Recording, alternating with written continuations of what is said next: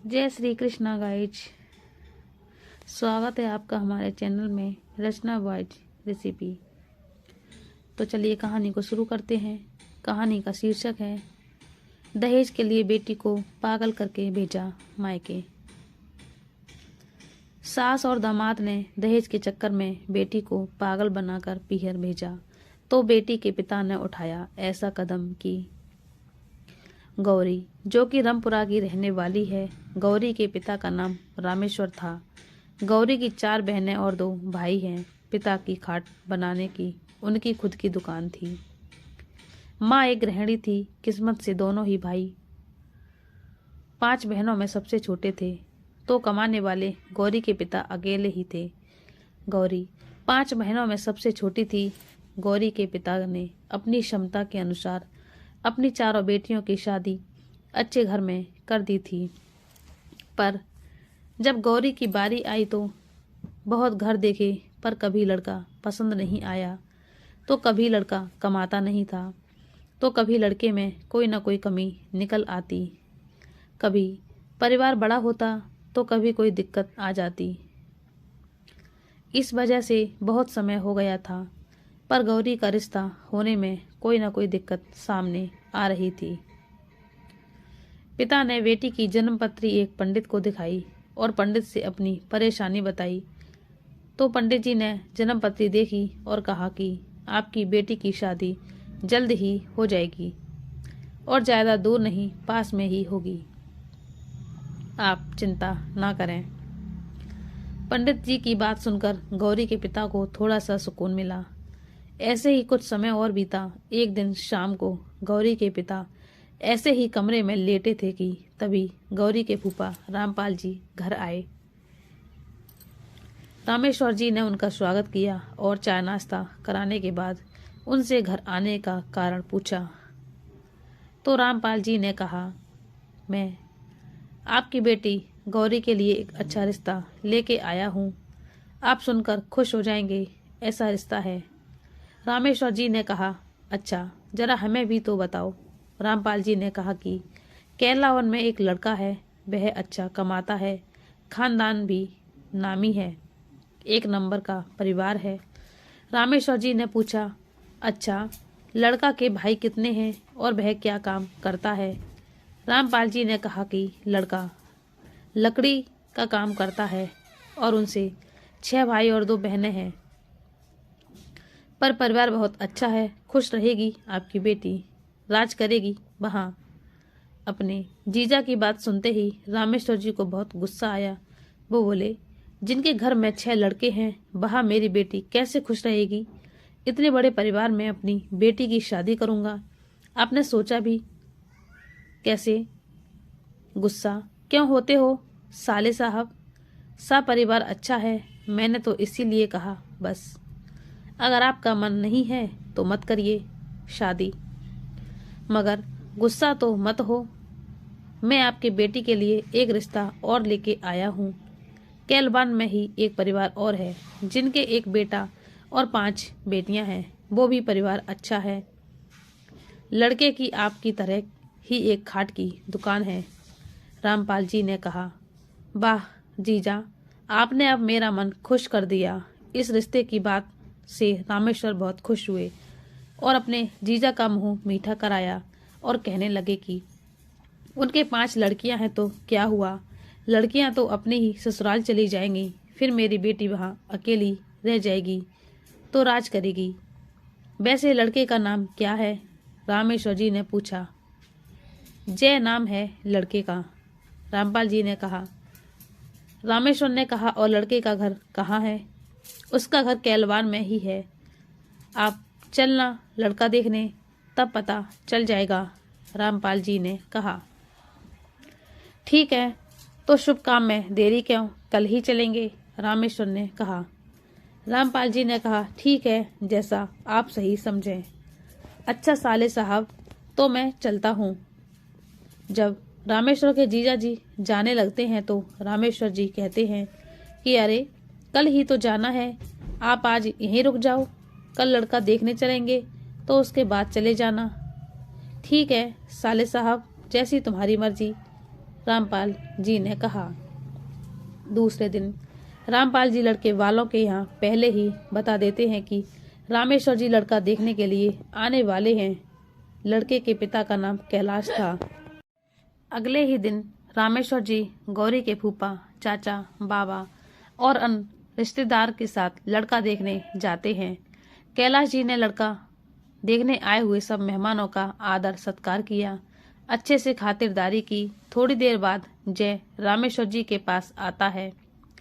सांवला रंग, लंबी हाइट, चेहरे पर मुस्कुराहट, शांत स्वभाव को देखकर रामेश्वर जी को जय पसंद आ गया। रामेश्वर जी ने कैलाश जी से कहा कि हमें तो आपका लड़का बहुत पसंद है। कैलाश जी, अगर आप भी हमारी बेटी को देखना चाहते हैं तो देख सकते हैं। कैलाश जी ने कहा, अरे नहीं रामेश्वर जी, ये आप कैसी बातें कर रहे हैं? हमें पता है कि आपकी बेटी अच्छी ही होगी। एक बार बहन जी को देखा था, इसी बात से समझ गए कि जब माँ सुंदर है तो बेटी भी सुंदर होगी। हमें आपकी बेटी नहीं देखनी है। कैलाश जी, आप ठहरे लड़के वाले, इसलिए हम आपको अभी बता देते हैं कि हमारे पास लड़की के सिवा देने के लिए कुछ भी नहीं है। बस हमारी लड़की ही है और उसे दिए हुए संस्कार ही हैं। हाथ जोड़कर रामेश्वर जी ने कहा। कैलाश जी ने रामेश्वर जी की बात सुनकर कहा कि आप ऐसी बातें क्यों कर रहे हैं? हमें कोई दहेज नहीं चाहिए। कन्या ही सबसे बड़ा दहेज है। लड़की संस्कारी होनी चाहिए और लड़की संस्कारी और गुणवान हो, और हमें क्या चाहिए? और ये दोनों गुण आपकी कन्या में है। आपसे बड़ा तो कोई दाता नहीं है। हम तो आपके द्वार पर कन्या लेने आएंगे, तो हमसे महान तो आप हैं कि अपने आंगन की शान हमें दे रहे हैं। हमारा तो बड़ा सौभाग्य होगा कि आपकी बेटी हमारे घर की बहू बनेगी। कैलाश जी की बात सुनकर रामेश्वर जी ने कहा कि हम खुद को खुशनसीब समझेंगे कि हमारी बेटी आपके घर की बहू बने। दोनों आपस में गले मिले और रिश्ता पक्का हो गया। रामेश्वर जी ने कैलाश जी का मुंह मीठा करवाया और कैलाश जी ने रामेश्वर जी का। आज रामेश्वर जी बहुत खुश थे। उनकी लड़की का रिश्ता जो पक्का हो गया था, आज उन्हें बहुत ही खुशी हो रही थी। जैसा दामाद चाहते थे उन्हें वैसा ही दामाद मिल गया। रामेश्वर जी ने जय को 1100 रुपए दिए और एक मिठाई का डिब्बा दिया और जय की बहनों को 100-100 रुपए बांटे और कैलाश जी से विदा लेकर अपने घर आ गए। घर आकर रामेश्वर जी ने अपनी पत्नी से लड़के के बारे में बड़ी बड़ी तारीफें की। भाग्यवान लड़का तो लाखों में एक है। हमारी गौरी के भाग्य तो खुल गए। उनका इतना बड़ा घर है कि अपना तो सारा गांव ही समा जाएगा उस घर में। 5 कमरे और एक आंगन तो इतना बड़ा है कि 10 कमरे और बन जाएंगे। वैसे हमारी गौरी को कौन सा 5 कमरों में रहना है? रहना तो एक में ही है। अभी इसकी ननद छोटी छोटी हैं, सबकी शादी हो जाएगी, उसके बाद तो सब कुछ इसी का होना है। कहीं ऐसा ना हो कि तुम पैसों के चक्कर में ऐसे घर में लड़की का रिश्ता कर आए हैं कि बाद में वो लोग गौरी को परेशान ना करें। रामेश्वर जी की पत्नी ने कहा, अरे नहीं भाग्यवान, बहुत अच्छे लोग हैं। रामेश्वर ने कहा, बहुत अच्छे लोग हैं तो अच्छी बात है, पर न जाने क्यों मुझे चिंता हो रही है। भगवान सब अच्छा ही हो। रामेश्वर की पत्नी ने कहा, अरे भाग्यवान, सब अच्छा ही होगा, तुम चिंता मत करो।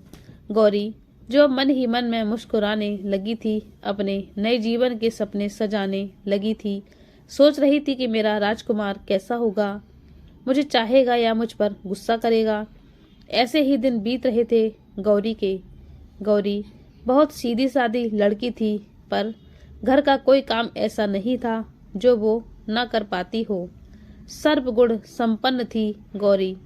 10वीं पास थी, जो उसके परिवार में पहली लड़की थी जिसने 10वीं पास किया था। काम में बहुत चतुर थी, पर मुंह नहीं चलाती थी। बड़ों की बात जैसे सर आंखों पर मानती थी। अभी गौरी की उम्र महज 16 वर्ष थी। बाली उम्र में नए इंसान का जीवन में आना अच्छा ही लगता है। रामेश्वर को तो जैसे मन मुराद मन्नत मिल गई थी। उसकी और बेटियां ज्यादा अमीर घर में नहीं थी, साधारण से घर में थी और परिवार बड़ा था। पर छोटी के लिए परिवार भी छोटा और अमीर लड़का मिल गया। इस बात से वो बहुत खुश थे। उनको लगता था कि सबसे भाग्यशाली मेरी छोटी बेटी है जो ऐसे घर की बहू बनेगी। उधर जय भी बहुत खुश था। जय से ज्यादा खुश थी उसकी माँ। बहू आ जाएगी तो काम नहीं करना पड़ेगा, और इस बात से भी कि अब अपनी ही मालकिन गिरी होगी। सारे दिन बैठकर मोहल्ले की औरतों से बातें किया करूंगी, और लड़की बहुत सीधी है, जो चाहूंगी वैसा करवाऊंगी, और लड़की का परिवार भी पैसे वाला है।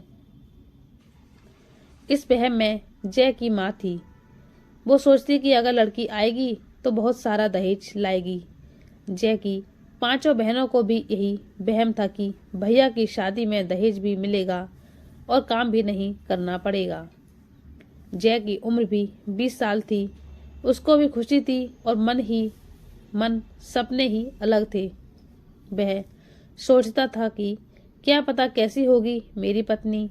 जब भी दोस्त उसे छेड़ते थे कि भाभी कैसी है, तो जय शर्मा जाता है और कुछ भी नहीं कहता। जय अपनी माँ की बात इस तरह मानता था जैसे कि हर बात सही कहती हो। वो माँ की गलत बात पर भी हाँ और सही बात पर भी हाँ में हाँ मिलाता, फिर चाहे वो उसके हित में हो या ना हो। उसकी माँ की ही घर में चलती थी।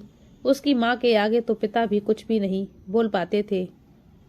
6 बच्चों सहित पिता को भी माँ की हुकूमत करनी पड़ती थी। पर गौरी हर बात से बेखबर अपनी दुनिया में खुश थी। कुछ समय बाद उड़ती हुई खबर रामेश्वर जी के पास आई कि जिस घर में 6 भाई थे, उसी घर में उनके बड़े भाई अपनी बेटी की सगाई करके आए हैं। रामेश्वर जी की अपने भाई से बनती नहीं थी, इसलिए उन्होंने उन्हें सगाई के बारे में नहीं बताया था। रामेश्वर जी अपने भाई की बेटी की किस्मत को कोसने लगे और अपनी पत्नी से कहने लगे कि बेचारी की किस्मत खराब है, जो बाप ने इतने बड़े परिवार में लड़की की शादी करने का फैसला कर लिया है। इतने बड़े परिवार में तो बेचारी काम करते करते ही थक जाया करेगी, नौकरानी बनकर रह जाएगी। रामेश्वर जी बात सुनकर उसकी पत्नी ने कहा कि ये आपसे किसने कहा कि परिवार बड़ा होता है तो लड़की खुश नहीं रहती है। रामेश्वर जी ने कहा किसी से नहीं, पर वो लोग गरीब भी बहुत हैं। उनके पास कोई जमीन जायदाद भी तो नहीं है और लड़का अकेला कमाता है। लड़के के पिता भी ज्यादा कोई अच्छा खासा काम नहीं करते हैं। परिवार का खर्च बड़ी मुश्किल से चल पाता है। ऐसे में वो कैसे खुश रह सकेगी, रामेश्वर जी ने कहा।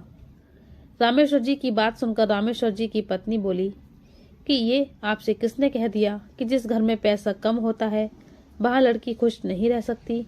लड़की गरीबी में भी गुजारा कर सकती है, पर अगर प्यार करने वाले लोग ना हुए तो लड़की का जीवन मौत से भी बेहतर बन जाता है।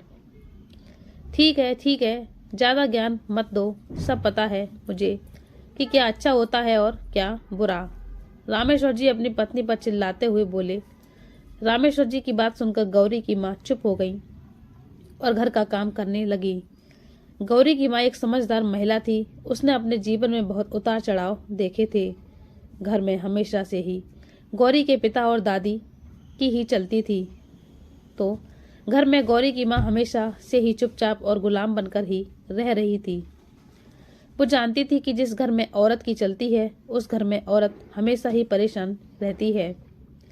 यही हाल था गौरी की माँ का भी। उसको डर भी था कि कहीं रामेश्वर जी गौरी की सगाई गलत घर में तो नहीं कर आए हैं। पर दादी और पिता के आगे माँ की किसी ने नहीं सुनी। पर गौरी की माँ ने सोचा कि पिता है गौरी के तो अच्छा ही करेंगे। समय अपनी रफ्तार से चलता रहा। गौरी की ताऊ की लड़की शादी भी नजदीक आ गई। गौरी के घर वाले भी उस शादी में गए, क्योंकि उस शादी में कैलाश जी आए थे, जो गौरी के ससुर लगते थे। रामेश्वर जी ने कैलाश जी का स्वागत किया।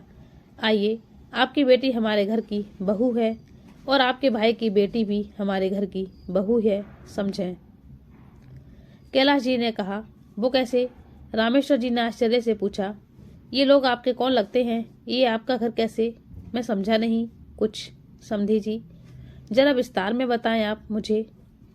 जी जरूर, क्यों नहीं। क्या है ना, ये हमारे ही परिवार का लड़का है। जिस घर में आपकी भतीजी जा रही है, आप तो ये समझिए कि आपकी बेटी हमारे ही घर जा रही है। बहुत अच्छा घर है, आपकी भतीजी खुश रहेगी। कैलाश जी की बात सुनकर रामेश्वर जी को थोड़ी राहत मिली। उनको लगा कि जैसा उन्होंने सोचा था उस घर के बारे में वैसा कुछ नहीं है। गौरी की बहन की शादी अच्छे से साधारण तरीके से हुई थी। दिशा नाम था गौरी की ताऊ की लड़की का, जो अब गौरी की देवरानी बन चुकी थी, क्योंकि दिशा का पति गौरी के पति से छोटा था। रामेश्वर की भतीजी की शादी के 4 महीने बाद गौरी की शादी थी। गौरी खुशी थी तो कभी डरती भी शादी से।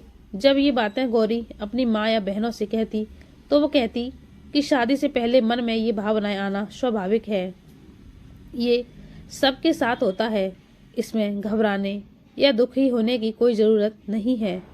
जब तुम्हारी शादी हो जाएगी ना तो सब कुछ सही हो जाएगा। गौरी की माँ ने गौरी को समझा दिया। धीरे धीरे समय के रफ्तार से शादी की तारीख भी नज़दीक आ गई। रामेश्वर जी को शादी की चिंता होने लगी थी। लड़की के पिता थे तो स्वाभाविक है चिंता होना। एक दिन रामेश्वर शादी के कार्ड छपवाने गए तो वहां उन्हें कैलाश जी मिल गए। वो वहां किसी काम से आए थे। उस दुकान पर रामेश्वर जी को देखा। पहले तो उन्होंने प्रणाम किया और उसके बाद कैलाश जी ने कहा, देखिए समधी जी, हमने आपसे दहेज में कुछ नहीं मांगा, लेकिन सामान आपको अच्छी कंपनी वाला देना होगा, क्योंकि हमारे समाज में बहुत इज्जत है। हमारा एक ही बेटा है, अगर सामान भी अच्छा नहीं हुआ तो क्या मतलब। कैलाश ने अपनी बात कही और वहां से चले गए। अब रामेश्वर जी की चिंता और बढ़ गई थी। चिंता के साथ ही साथ सोचने लगे कि कैलाश जी की बात भी सही है। उनका एक ही बेटा तो है तो सामान तो अच्छा मांगेंगे ही। शादी की टेंशन में ना तो वो खाना ही अच्छे से खाते, ना ही अपना ख्याल रखते। रामेश्वर जी को देखकर गौरी की माँ भी बहुत चिंतित होने लगी। उन्होंने एक बार पूछ ही लिया, गौरी के बापू, बात क्या है? आप बड़े ही चिंता में लग रहे हैं। तब जो कैलाश जी ने कहा वो सब रामेश्वर जी ने अपनी पत्नी को बता दिया। जब पत्नी ने ये बात सुनी तो डर से कांप गई। सोचने लगी, कहीं हमसे गलती तो नहीं कर दी हमने उस घर में रिश्ता करके। पर अब तो ना रिश्ता तोड़ सकते हैं, ना ही इतना पैसा है, पर अब इंतजाम तो करना ही था, बदनामी ना हो जाए। इस डर से रामेश्वर ने उनकी बात मान ली और कर्ज लेकर सामान व्यवस्था कर ली। उनकी आखिरी बेटी थी, इस वजह से उन्होंने सोचा कि जो देना है अब इसी बेटी की शादी में देना है। वैसे तो हम अपनी बेटी को सब कुछ ही देते भाग्यवान, पर अपने हिसाब से दे देते, लेकिन जो मांग कैलाश जी के घर से आई है वह सामान तो महंगा पड़ेगा। गौरी के पिता अब क्यों चिंता करते हैं, एक ही बेटी तो रह गई है अब हमारी, थोड़ी मेहनत करके उसकी शादी का कर्ज खत्म हो जाएगा, उसके बाद तो हम मुक्त हो ही जाएंगे। बेटे हैं उनका तो भगवान भरोसे है, बेटी का तो हमें ही करना है, क्योंकि वो अपने घर पहुंच जाए, सुखी रहे बस, और हमें क्या चाहिए। गौरी की माँ ने कहा, सही कह रही हो तुम, फिर भी मैं जाता हूँ दुकान पर और तुम घर का काम देख लेना। वैसे सारा सामान ले आया हूँ मैं, फिर भी कोई रह जाए तो पर्ची बना लेना उस सामान की, ताकि कोई दिक्कत ना हो। रामेश्वर जी ने अपनी पत्नी से कहा और दुकान के लिए निकल गए। गौरी की माँ भी अपने काम में लग गई। गौरी दरवाजे पर खड़ी अपनी माँ को निहार रही थी। तभी उसकी बहन ने आकर उसे छेड़ा और कहा, क्या सोच रही है, पिया के सपने देख रही है क्या? चिंता ना कर, जल्दी ही पहुंच जाएगी वहां।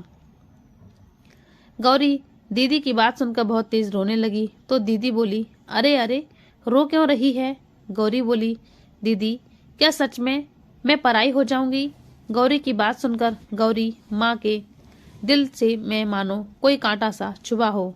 वो अपने आंसुओं को छुपाती हुई कमरे में चली गई।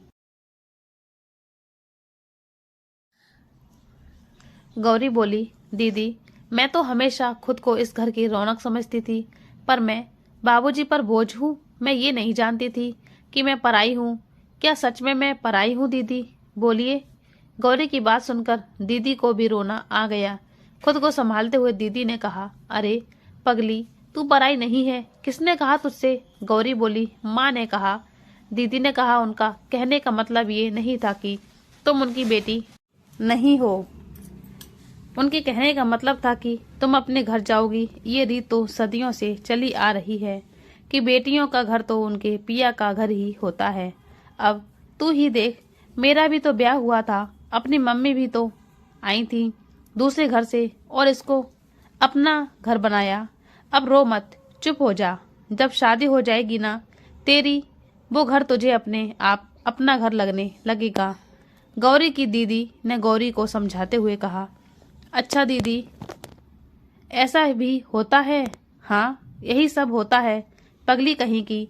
सर पर एक चपत लगाते हुए दीदी ने कहा, अब चल, कल की तैयारी भी तो करनी है। कल से मेहमान आने शुरू हो जाएंगे। 5 दिन बाद गौरी की लगन जानी थी। जब गौरी की ससुराल से आई कपड़ों की लिस्ट देखी तो उसने घर के साथ साथ अलग से भी 20 जोड़ी कपड़े लिखे थे। सबके कपड़ों के साथ लड़के के लिए सोने की अंगूठी भी मांगी थी। कुल मिलाकर 50 जोड़ी कपड़े थे।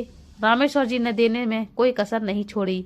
जो सामान उनकी औकात से बाहर था, फिर भी उन्होंने कर्ज लेकर गौरी के ससुराल वालों की मांग पूरी की थी।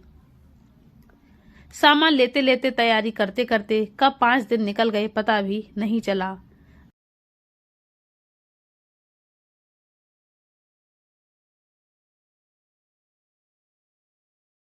आखिर वो दिन आ गया जिस दिन लगन जानी थी। गौरी की लगन में गौरी के भाई और चाचा भी मेहमान गए थे।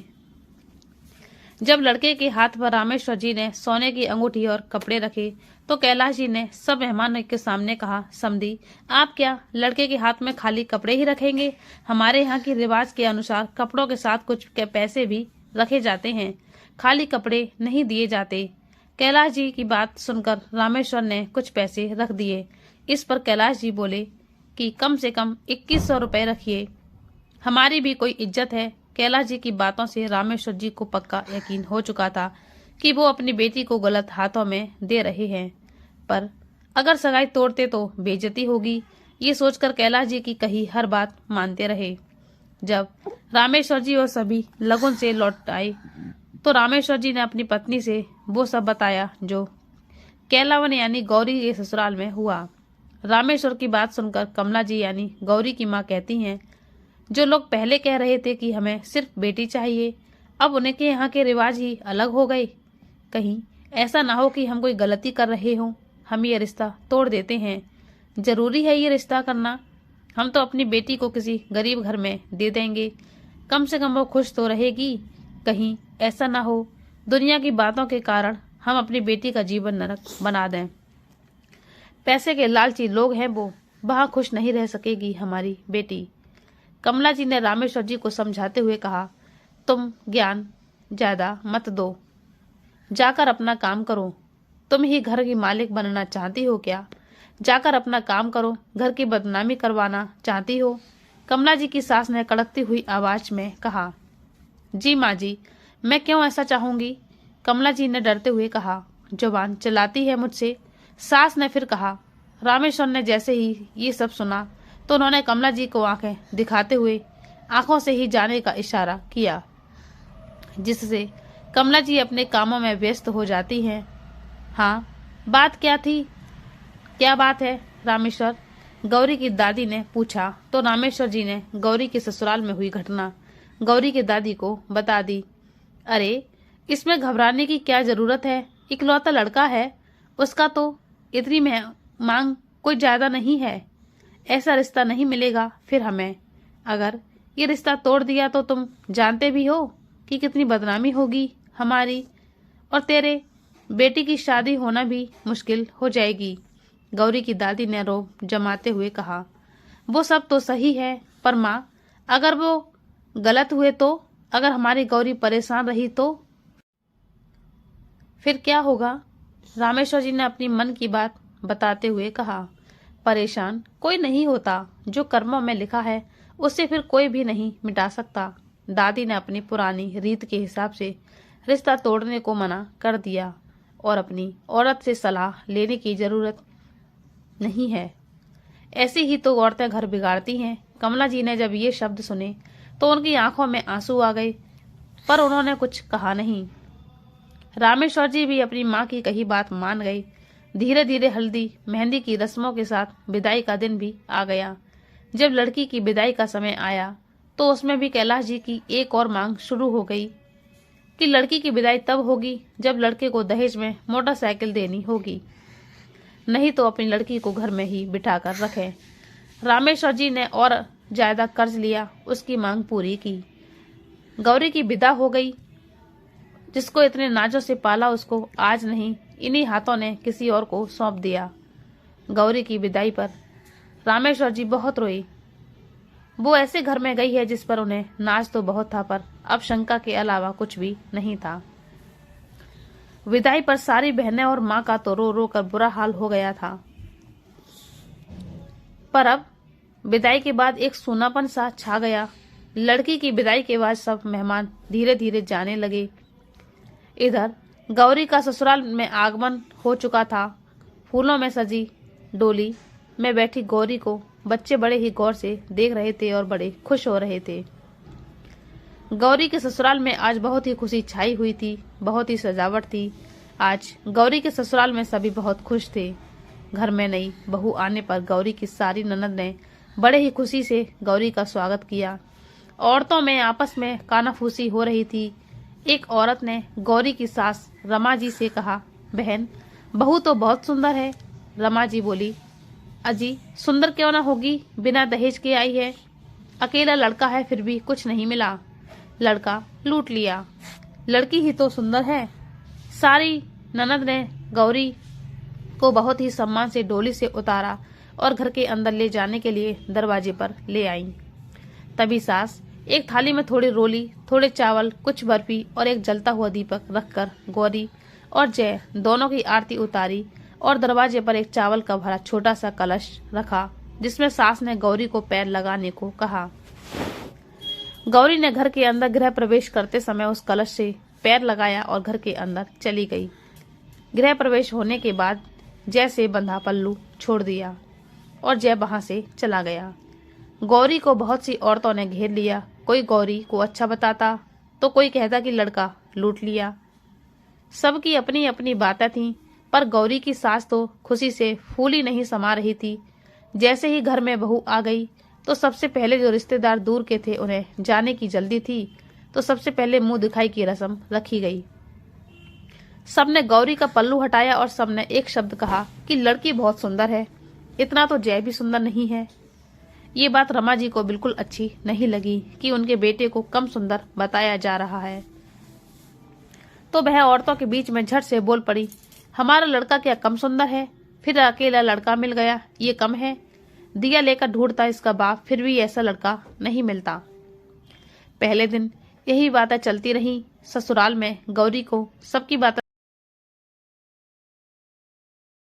सुनकर रह रह कर रोना आ रहा था, पर सास ने या ननद ने गौरी से कुछ नहीं कहा। बस गौरी इसी बात से खुश थी। सभी ने भाभी को बहुत ही लाड लड़ाया। सास गौरी के आगे पीछे घूमती रही, सर पर हाथ फेरती रही। गौरी के लिए नाश्ता मंगाया, नाश्ते के बाद खाना आया। रात में औरतों का संगीत डांस हुआ, जिसमें गौरी ने इतनी अच्छी ढोलक बजाई कि सभी जो आसपास की औरतें आई थी उनका दिल जीत लिया। गाना और बजाने में दोनों में ही गौरी ने सभी को फेल कर दिया। जब गौरी की डांस की बारी आई तो सबसे अच्छा डांस गौरी ने ही किया। सभी एक दूसरे से कहने लगे कि बहू बहुत ही चतुर है। रमा जी खुशी से फूली नहीं समा रही थी कि उसकी बहू इतनी सुंदर और चतुर है। गौरी की सब औरतों बहुत ही तारीफें कर रही थीं। संगीत के बाद सोने का वक्त हो गया। गौरी ननद के पास में ही सोई। सभी ननद और भाभी में रात भर बातें होती रहीं। सबसे छोटी ननद बहुत छोटी थी। वो कहने लगी कि भाभी के पास मैं ही सोऊंगी। सुबह गौरी सबसे पहले उठ गई, सास बाद में उठी। और गौरी को जागता देख उसे बहुत ही खुश हुई और बनावटी खुशी दिखाते हुए कहने लगी कि इतनी सुबह क्यों जाग गई बेटी, थोड़ा और आराम कर लेती। नहीं मम्मी जी, मैं सोती रहूं और आप जाग कर काम करें, ये अच्छी बात नहीं है, गौरी ने अपनी सास से कहा। गौरी एक संस्कारी लड़की थी। गौरी शादी के बाद रस्मों के हिसाब से केवल 5 दिन के लिए आई थी। आज उसका पहला दिन हो चुका था। दूसरे दिन जब गौरी जल्दी उठ गई तो सभी उसकी बहुत तारीफ करते हैं। गौरी काम में थोड़ी मदद करना चाहती भी थी, पर सास ने ये कहकर मना कर दिया कि नई बहू काम नहीं किया करती। रमा जी ने कहा कि पहले पग फेरे हो जाए, उसके बाद सारा काम तुझे ही करना है, कहकर सास अपने कामों में लग गई। जब तक दिन के 12 बज चुके थे, गौरी के आसपास बड़ी ही चहल पहल थी, पर उसके मन में एक उलझन थी कि उसने अभी तक जय को नहीं देखा कि कैसा लगता है, देखने में उसका पति कैसा है। गौरी सोच ही रही थी कि तभी जय कमरे में आ जाता है।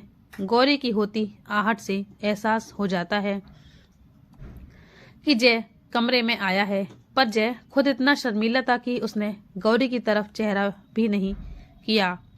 कमरे से कुछ लेने आया था, उसे वो लेकर वापस चला गया। पल भर में गौरी को ऐसे लगा कि जैसे उसकी जान ही अटक गई हो। जय के जाने के बाद गौरी की जान में जान आई। दोपहर से शाम हो गई। शाम को गठबंधन की रस्म रखी गई। एक पीतल की कड़ाही में हल्दी का पानी रख दिया गया। पहले तो उस पानी में एक अंगूठी डाल दी गई। उस रस्म में शर्त ये होती है कि जो सबसे पहले अंगूठी ढूंढ लेगा, दूसरा उसकी बात जीवन भर मानता है। दोनों ने अंगूठी ढूंढना शुरू किया, जिसमें जय को सबसे पहले अंगूठी मिल गई। इसका मतलब गौरी शर्त हार गई। उसके हारने पर सभी ननद बहुत खुश हुई। खुशी से बोली कि अब तो भाभी को भैया की हर बात माननी पड़ेगी। ननद की बात सुनकर गौरी मन में कहने लगी कि मैं तो वैसे भी इनकी हर बात मानूंगी। गठबंधन छोड़ने की रस्म बहन ने की, जिसमें ननद को भाभी नेक देती है, तो ननद ने थोड़े बहुत पैसे लेने से मना कर दिया, पर गौरी ने उसके मुंह मांगे पैसे उसे दे दिए। गठबंधन के बाद कंगन खोलने की रस्म शुरू हुई। इसमें भी ऐसा ही होता है कि जो सबसे पहले दूसरे को कंगन खोल लेता है, दूसरे को उसकी बात माननी पड़ती है। इस रस्म में भी गौरी हार गई। शुरू से लेकर जितनी भी रस्में हुई, गौरी सब में हार गई। रस्म होने के बाद रात का समय आया, जिसमें भजन हुए। आसपास की औरतें आई हुई थी। गौरी ने ऐसे भजन गाए कि सारी औरतें मुंह ताकती रह गईं।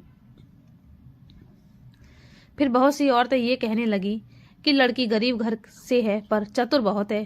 पैसा नहीं मिला तो क्या हुआ, इतनी चतुर बहू तो मिल गई। जब भजन खत्म हुए तो सारी औरतें अपने घर चली गईं और खाने का प्रोग्राम शुरू हुआ। गौरी तो चुपचाप शर्म के मारे एक कोने में बैठी रही। ननद ने गौरी को खाना परोसा और खुद ने भी खाया। सोने का समय हो गया, सभी सो गए। गौरी ननद के पास सो गई। अगली सुबह फिर से गौरी जल्दी जाग गई। दूसरे दिन गौरी जल्दी जाग जाती है। उसकी सास आती है और कहती है कि बेटा जल्दी नहा लेना, आज तुमको कुल देवी की पूजा करने जाना है। जी मम्मी जी, गौरी ने हाँ में सिर हिलाते हुए कहा। सास वहां से कहकर चली गई। गौरी ने उस दिन मायके से लाई हुई साड़ी पहनी। लाल कलर की साड़ी में गौरी आज बहुत सुंदर लग रही थी। मांग में लाल सिंदूर तो चांद के समान लग रहा था। हाथों में चूड़ा गजब ही ढा रहा था। गौरी श्रृंगार ही कर रही थी कि तभी उसकी ननद आ गई। वाह भाभी, क्या लग रही हो आप, बिल्कुल चांद का टुकड़ा लग रही हो। ननद की बात सुनकर गौरी शर्मा जाती है। गौरी तैयार हो जाती है। तभी ननद उसे कुलदेवी के पास पूजा करने ले जाती है।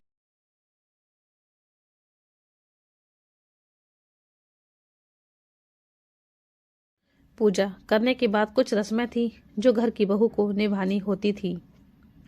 गौरी ने वो भी पूरी की। तीसरा दिन भी ऐसे तैसे निकल गया। चौथे दिन गौरी का कमरा फूलों से सजाया गया था। सुबह से शाम हो गई थी। रात होते ही ननद गौरी को उस सजे हुए कमरे में बैठा आई। घूंघट में बैठी गौरी सोच रही थी कि रोज तो सबके साथ बैठी रहती थी मैं, पर आज सुनसान कमरे में क्यों बैठा दिया है। रात के करीब 10 बज गए थे। अचानक से कमरे में किसी की आहट की आवाज सुनाई दी। गौरी आवाज सुनकर एकदम चौंक गई। उसने थोड़ा पल्लू ऊपर करके देखा तो कमरे में कोई पुरुष था। ये पुरुष कोई और नहीं, उसका पति था। अब तो गौरी की डर से ऐसी हालत हो गई थी कि ना तो मुंह से कुछ निकल रहा था, ना कहते कुछ बन रहा था। जय सीधा पलंग पर आकर बैठ गया था। जैसे ही जय पलंग पर आकर बैठा, गौरी ने उसे हल्दी वाला दूध दे दिया जो ननद ने देने को कहा था। जय ने दूध पिया और दोनों में बातें होने लगी। दोनों को बातें करते हुए सारी रात कब निकल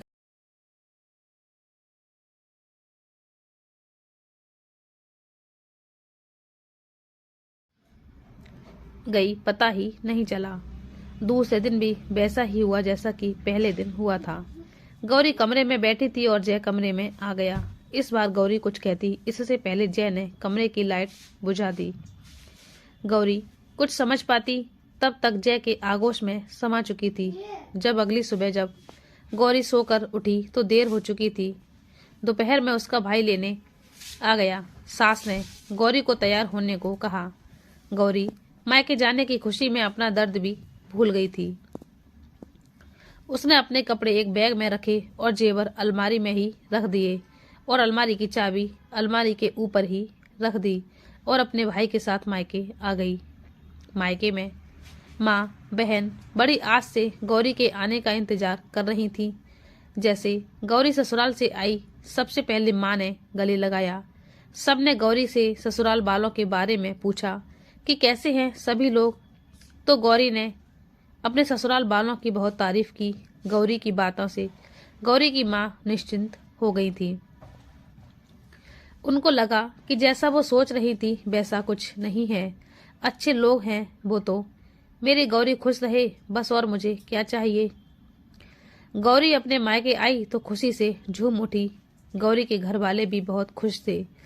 गौरी ने अपने परिवार में ससुराल वालों की तारीफ इतनी की थी कि घर वालों की मन की चिंता जाती रही। गौरी के साथ जो भी हुआ ससुराल में, गौरी ने अपनी बहनों से सब कुछ शेयर किया। गौरी की सास ने गौरी के लिए कुछ पैसे दिए थे। बहुत प्यार से कहा कि अपना ख्याल रखना। कुछ दिन गौरी अपने मायके रही। फिर वो दिन आ गया जिस दिन गौरी की विदा होनी थी। जय गौरी को लेने गौरी के घर पहुंच गया। गौरी की विदाई के समय भी वही हाल हो गया घर का जो पहली बार विदाई में हुआ था। रोते रोते गौरी अपने ससुराल आ गई। अब ससुराल में पहुंचते ही गौरी घर के काम में भी हाथ बटाने लगी थी। हाथ बटाने के साथ साथ रमा जी ने घर वालों की सारी जिम्मेदारी गौरी को सौंप दी। केवल काम की जिम्मेदारी के अलावा गौरी को अपने घर में इतना भी हक नहीं कि अपनी मर्जी वो कुछ उठा सके। एक दिन गौरी की सास ने गौरी से पहनने के लिए सोने का हार मांगा। गौरी ने अलमारी की चाबी दे दी और कहा, मम्मी अलमारी के अंदर वाले दराज में रखा है, निकाल लीजिए। तू निकाल कर नहीं दे सकती है, खुद दे दे निकाल कर, रमा जी ने कहा। जी मम्मी। गौरी ने अलमारी की चाबी ली और अलमारी खोली तो उसमें एक भी जेवर नहीं था। गौरी घबराई सी आकर रमा जी से बोली, मम्मी इसमें तो कुछ भी नहीं है, मैं तो यहीं रख कर गई थी।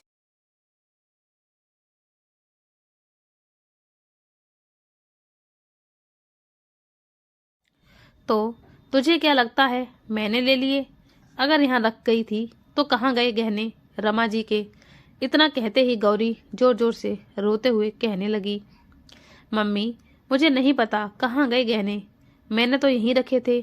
अपने मायके देकर आ गई है जेवर और कहती है कि यहीं रखे थे। तेरे बाप के पास तो वैसे भी कुछ नहीं था, वो हम थे कि हमने शादी कर ली और तू जेवर ही दे आई मायके में। रमा जी के मुंह से ऐसे शब्द गौरी के कानों में किसी कांटे की तरह चुभ रहे थे। पर रोते रोते उसने एक ही बात कही, नहीं मम्मी मेरे पापा गरीब जरूर हैं पर उन्हें किसी के पैसे की जरूरत नहीं है। मैंने जेवर अपने मायके में नहीं दिए मम्मी, मेरा विश्वास करो। मैं चाबी अलमारी के ऊपर ही रख कर गई थी। ऐसे नहीं बताएगी तू। आने दे जय को, तब तुझे देखती हूँ। रमा जी के शब्दों ने गौरी के दिल की भावना को तार तार कर दिया था और वह बहुत रोई। उसने अपनी सास को बहुत समझाया पर उसकी बात किसी ने नहीं सुनी। शाम को पूरा काम निपटा कर गौरी अपने कमरे में ही गई। तभी जय आ गया था। घर में जय के आते ही रमा जी ने हंगामा शुरू कर दिया। देख, तेरी बहू के जेवर गायब हैं, न जाने किसको दे आई है और हमसे कह रही है कि मैं यहीं रख कर गई थी। हम पर इल्जाम लगा रही है तेरी बीवी। रमा जी ने जय से चिल्लाते हुए कहा, माँ देख लो, यहीं कहीं रखे होंगे। आपने सही से देख लिए? जय ने अपनी माँ से कहा। तेरे कहने का क्या मतलब है? मैं झूठ बोल रही हूँ? तू तो जोरू का गुलाम हो गया है। अगर जेवर तेरी बहू ने मायके में नहीं दिए तो कहाँ गए? तू ये कहना चाहता है कि मेरी बेटियों ने चुरा लिए हैं जेवर? रमा जी ने गुस्सा होते हुए जय से कहा। नहीं माँ, मैं ये नहीं कह रहा हूँ। मैं तो सिर्फ इतना कह रहा हूँ कि क्या पता वही हूँ। अगर नहीं है तो मैं पूछता हूँ अभी। जय कमरे में आया और गौरी से पूछने लगा, जेवर कहाँ हैं? जी मुझे नहीं पता। जब मैं घर गई थी तब तो यहीं थे, पर लौट कर आई तब मुझे अलमारी में मिले ही नहीं। गौरी ने रोते हुए कहा, तू कहना क्या चाहती है? मेरी माँ ने जेवर ले लिए? अजी, मैंने ऐसा कब कहा? मैं तो ये बोल रही हूँ कि मुझे नहीं पता, गौरी ने कहा। गौरी की बात सुनकर जय ने गौरी को जोरदार थप्पड़ जड़ दिया। मैं सच कह रही हूँ, मुझे नहीं पता, गौरी ने फिर रोते कहा। जब जय ने गौरी को मारा तब रमा जी देख रही थी। गौरी को मार खाता हुआ देख कर बोली, और मार इसे, नीच घर से आई है, कुछ देखा तो है नहीं। बाप भी ना जाने कैसा है जो जेवर रख लिए। अपनी माँ के कहने पर जय ने गौरी को बहुत मारा। इतना मारा कि गौरी के हाथों और पीठ पर नीले निशान पड़ गए। गौरी तो सिर्फ एक कोने में बैठी रोती रही। जय मारने के बाद खुद तो खाना खाने लगा और गौरी को रोता हुआ छोड़ दिया। वही तभी जय खाना खाने के बाद खुद सोने चला गया। रमा जी अपने पति से कहने लगी, इसे कल मायके छोड़कर आना और इसके बाप से कहना कि जेवर बनवा के दें या अपनी बेटी को अपने घर बिठाएं। अरे भाग्यवान, तुम कैसी बातें कर रही हो? जेवर खो गए तो खो जाने दो, बहू से बढ़कर है क्या? बहू से खाना की तो पूछ लेती, उसे भी तो भूख लगी होगी। कैलाश जी ने अपनी पत्नी को समझाते हुए कहा। तुम तो ना शांत रहो, ज्यादा तरफदारी आ रही है अपनी बहू की तो तुम भी चले जाना उसी के साथ, रमा जी ने गुस्से में कहा और उठकर चली गई वहां से। जैसे ही वो गौरी के कमरे के आगे गुजरी तो उसने देखा कि एक बड़ी बेटी गौरी को खाना दे रही थी। रीना, तेरी हिम्मत कैसे हुई इसे खाना देने की? ये आज सारी रात भूखी ही रहेगी। चल तो यहाँ से। मम्मी, भाभी को भी तो भूख लगी होगी, रीना ने कहा। तू चल रही है कि नहीं भाभी की बच्ची? रमा जी अपनी बड़ी बेटी को वहां से खींच कर ले गई। गौरी के कमरे का दरवाजा लगाकर चली गई। सारी रात बंद कमरे में गौरी सिसकती रही। सारा घर खाना खाकर सो गया। गौरी बंद कमरे में भूखी रही।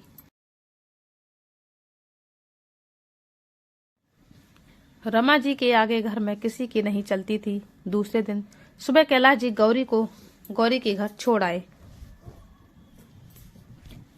ऐसे अचानक गौरी को मायके में देख घर वाले को बहुत ही अजीब लगा। घर में गौरी के पिताजी ने कैलाश जी का स्वागत किया। तभी कैलाश जी बोले, स्वागत बाद में करना, पहले आपकी बेटी जो जेवर लेकर आई है वो हमें वापस चाहिए। जेवर का नाम सुनते ही रामेश्वर जी को बड़ा अजीब लगा। उन्होंने कहा, समधी जी, कौन से जेवर की बात कर रहे हैं आप? ज्यादा भोले मत बनिए आप। आपकी बेटी ने जेवर गायब कर दिए। वह जेवर लेकर तो आपके यहाँ ही आई होगी ना? कैलाश जी ने कहा, जी नहीं समधी जी, हम लड़की वाले हैं तो हमें तो अपनी बेटी की खुशियाँ चाहिए। हम क्या लेंगे अपनी बेटी के जेवर? क्यों कैलाश जी अपनी पत्नी के कहने पर गौरी को उसके मायके छोड़कर चले जाते हैं। गौरी की माँ गौरी से पूछती है कि कहाँ गए जेवर? जब तुम यहाँ आई थी तब तो लेके नहीं आई थी, फिर कहाँ गए जेवर? बता, कहाँ है? गौरी की माँ ने पूछा। माँ, मुझे सच में नहीं पता। जब मैं यहाँ आई थी तब सब वहीं रख कर आई थी, पर ना जाने किसने ले लिए जेवर। मेरी सास कह रही है कि मैं यहाँ देकर आई हूँ। मम्मी, मैं सच कह रही हूँ, मुझे नहीं पता कहाँ गए जेवर, गौरी ने अपनी माँ के आगे रोते हुए कहा। गौरी की माँ को विश्वास था कि अपनी बेटी पर गौरी को अपने पीहर अपने घर आए हुए बहुत समय बीत गया। रामेश्वर जी ने सोचा कि कभी जेवर मिल जाएंगे तब तो लेने आएंगे ही। समय अपनी रफ्तार से निकलता रहा, पर गौरी को लेने कोई भी नहीं आया। गौरी को उम्मीद थी कि जय लेने आएगा, पर कोई लेने नहीं आया। कुछ समय बाद रामेश्वर जी ने पंचायत रखी, जिसमें न्याय हुआ। ये हुआ कि आधे जेवर कैलाश जी बनवाएंगे और आधे जेवर रामेश्वर जी बनवाएंगे। लड़की के पिता थे रामेश्वर जी, इसलिए उनको झुकना पड़ा, पर इस बीच हुई घटना से समझ चुके थे कि उन्होंने रिश्ता गलत घर में कर दिया। उससे अच्छा तो उनकी 4 और लड़कियां हैं, वो गरीब बेशक हैं पर सुखी हैं। उनकी भाई की भी बेटी गरीब घर में थी, उनके बेशक 6 लड़के थे, पर मेरी भतीजी खुश तो है। रिश्ता तो मेरी बेटी के लिए ही आया था, पर मैंने अपनी बेटी का नसीब जानकर मानकर फोड़ दिया। मैं तो बाप कहलाने के लायक भी नहीं हूँ। रामेश्वर जी ने दुखी होते हुए अपनी पत्नी से कहा। आप ऐसा क्यों सोचते हैं? सब हमारी बिटिया का भाग्य है। वैसे भी अब तो अपने आधे जेवर बनवाने के लिए आपने कह ही दिया है, तो कोई दिक्कत नहीं आएगी। रामेश्वर ने न्याय के मुताबिक आधे जेवर बनवा दिए। गौरी के ससुराल में जेवर सहित गौरी को छोड़ आए। कुछ दिन तक सब ठीक रहा। फिर रमा जी हर बात पर गौरी को ताने मारती थी कि जेवर खुद ने गायब कर दिए और तेरे बनवाने के लिए इन्होंने जो कर्ज लिया है उसको कौन उतारेगा। एक बार गौरी ने शांत भाव से कहा, मम्मी, जितना भी कर्जा लिया है पापा ने मैं उतार दूंगी। तो इस पर गौरी की सास ने कहा, तू कैसे उतारेगी?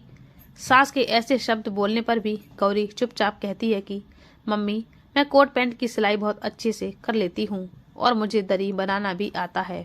मैं दिन रात मेहनत करके पापा का सारा कर्ज खत्म कर दूंगी, चिंता मत कीजिए आप। गौरी ने विनम्र भाव से कहा।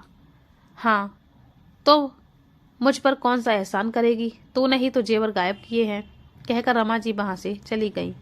गौरी ने दिन रात मेहनत की, कोट पैंट की सिलाई और दरी बनाना शुरू कर दिया।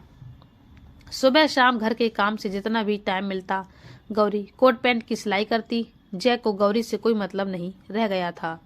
गौरी दिन रात काम करती थी, सो भी नहीं पाती थी। गौरी बीमार रहने लगी थी, फिर भी काम करती थी। उसने सारा कर्ज मिटाने के लिए सारे पैसे अपनी सास को देती रही। अब तो गौरी को मोहल्ले में सब जानने लगे थे। इसकी बनाई हुई दरी और कोट पैंट का नाम बहुत हो गया। हर कोई गौरी की तारीफ करता था। जैसे ज्यादा आमदनी गौरी की हो गई थी और रमा जी पर यह नहीं देखा जा रहा था कि गौरी की तारीफ हो रही है। उसने गौरी को पागल साबित करने के लिए हर तरफ उसकी बुराई शुरू कर दी कि मेरी बहू तो पागल है, अच्छे से काम भी नहीं करना आता है उसे। जानता तो सारा मोहल्ला था कि गलती किसकी है, पर शायद मुंह पर कोई कुछ कहता नहीं था। पर रमा जी समझ चुकी थी ऐसे कुछ नहीं मानेगा। तब रमा जी ने अपनी मन की जलन मिटाने के लिए गौरी को करंट के शॉट लगवा दिए कि फिर गौरी पागल तो नहीं हुई, पर उसका माइंड डिस्टर्ब हो गया। रमा जी का इससे भी मन नहीं भरा, तो उसने जय को गौरी के पास जाने से मना कर दिया और जय ने अपनी माँ की हर बात मानी। पर जब भी उसे गौरी की जरूरत पड़ती तो वो गौरी के पास जाता। उसने एक बार भी नहीं देखा कि गौरी की जिंदगी क्या हो गई है। जब गौरी का माइंड डिस्टर्ब हो गया तो ननद और उस ससुर सास उसे सब पागल बुलाने लगे। अब मोहल्ले वालों को भी ये पता चल गया था कि इनकी बहू पागल हो गई है। कैलाश जी भी गौरी को उसके मायके ये छोड़कर कहकर आए कि आपने पागल लड़की हमारे पल्ले बांध दी है। इतना कुछ हुआ गौरी के साथ, पर मायके वालों को गौरी ने एक बार भी नहीं बताया। वो खुद ही कैलाश जी जब घर छोड़ने गए तो सब पता चल गया। गौरी की ऐसी हालत देख माँ का कलेजा फट गया। पर वो खुद मजबूर थी, कुछ भी नहीं कर सकती थी।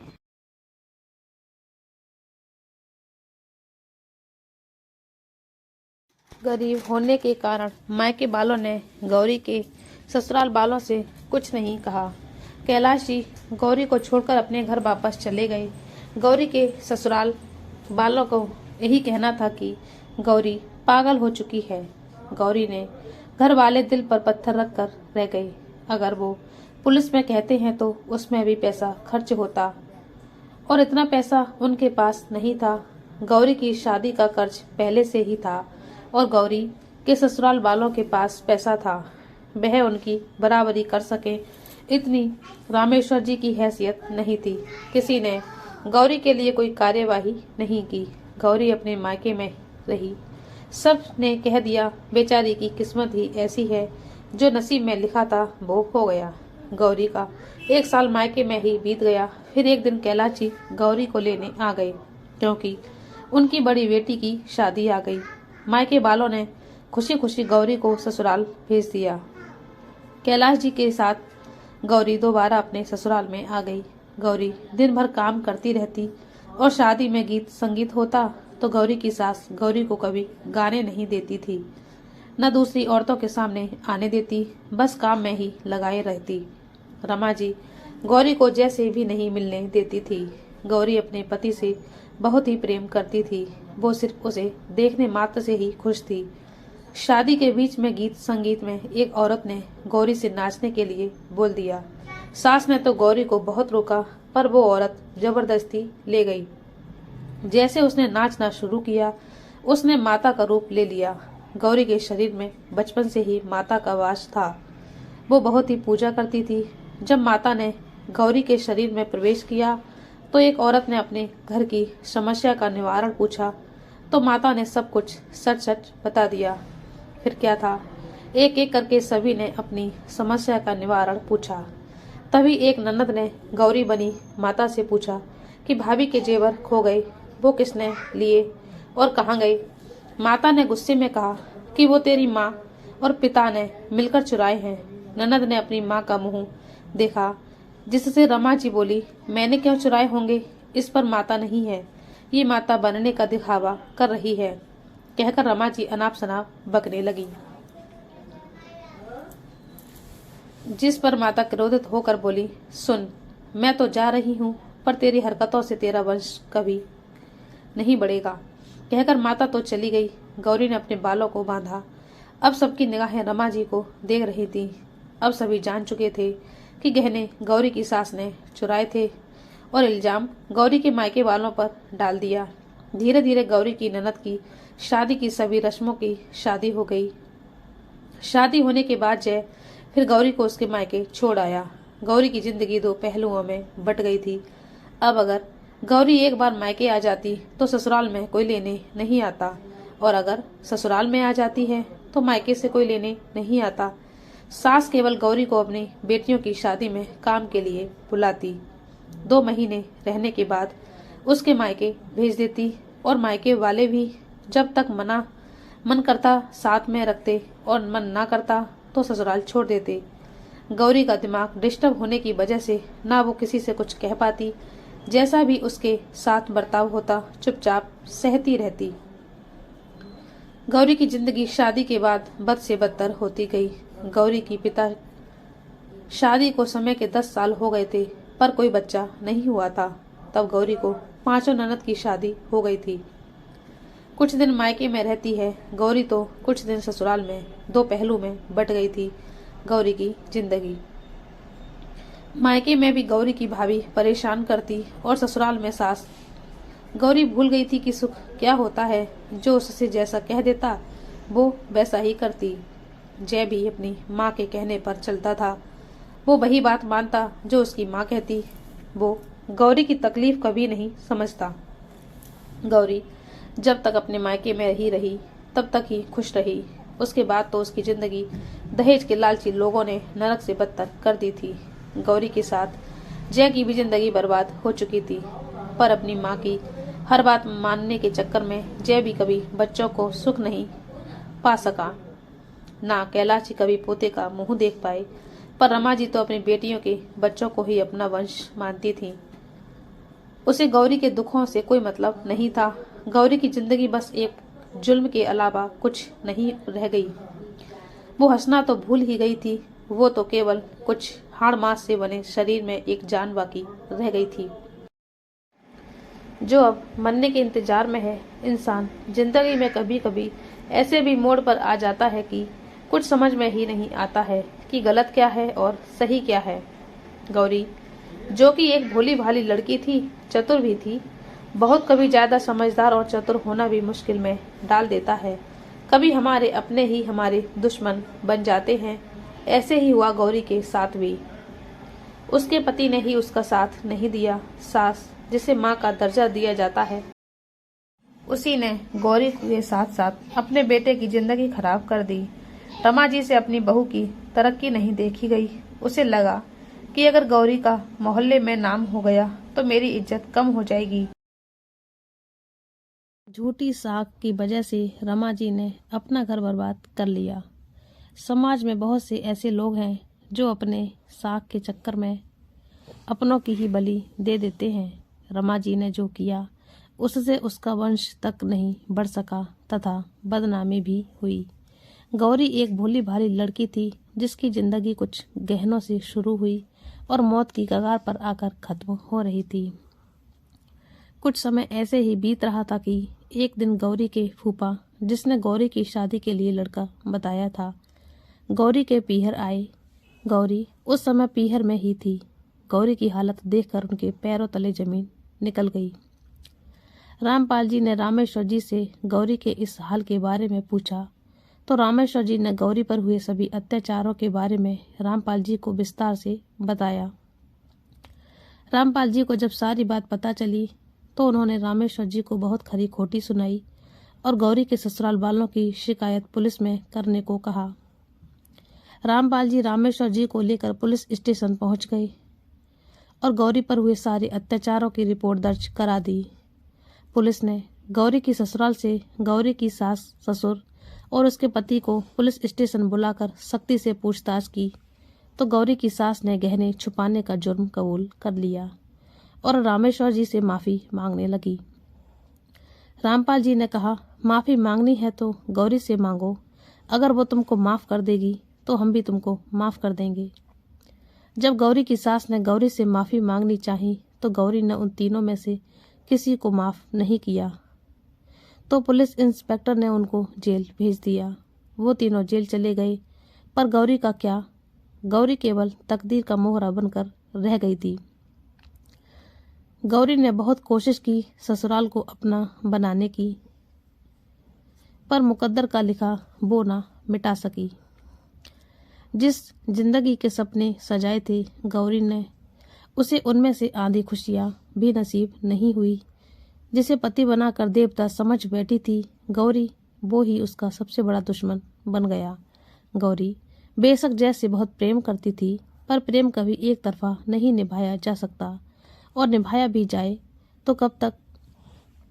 गौरी अपने दिल ऐसे तैसे काट रही थी, पर कितनी अजीब बात है ना, हमारे समाज में आज भी ऐसे लोग हैं जो सिर्फ औरत को ही गलत मानते हैं। औरत अपने पति के घर को अपना घर समझकर सब कुछ न्यौछावर कर देती है, फिर भी पुरुष यही कहता है कि किया ही क्या है। रमा जी की जलन ने गौरी की जिंदगी बर्बाद कर दी। रमा जी को लगता था कि अगर ये ज़्यादा कमाई करने लगी है तो कहीं आगे जाकर मेरे बेटे को मुझसे दूर ना कर दे। शायद उसे अपनी परवरिश पर ही भरोसा ही नहीं था।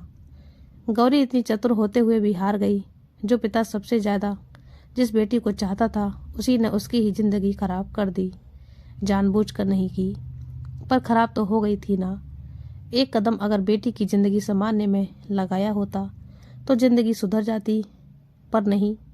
अगर कभी उस बेटी के दर्द को सुना होता तब महसूस होता कि वो बेटी कितने दर्द में थी, पर बेटी को विदा करने तक माता पिता का फर्ज रहता है। शायद उसके बाद उनकी जिम्मेदारी खत्म हो जाती है।